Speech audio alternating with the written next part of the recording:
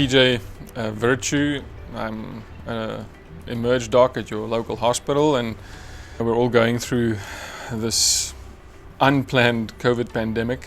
My mum passed away at the beginning of March, and I had to quickly make plans to go back to South Africa. Initial plan was basically have to go back, be there for 3 weeks, and then get everything done, help with the cremation and planning for the house and the future and those sort of things.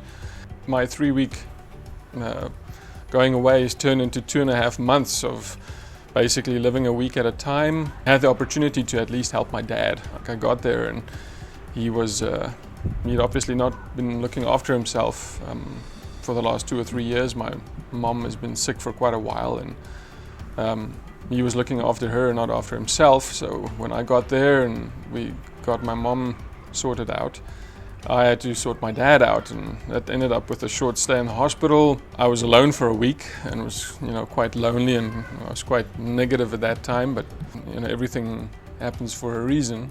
Basically got my dad back to a normal functioning human being that's able to work an iPad at 70. That's something, I'm sure.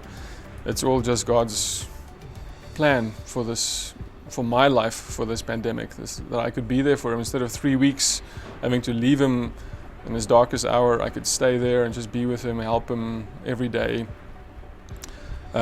Witness, we watched my dad sort of lost his faith.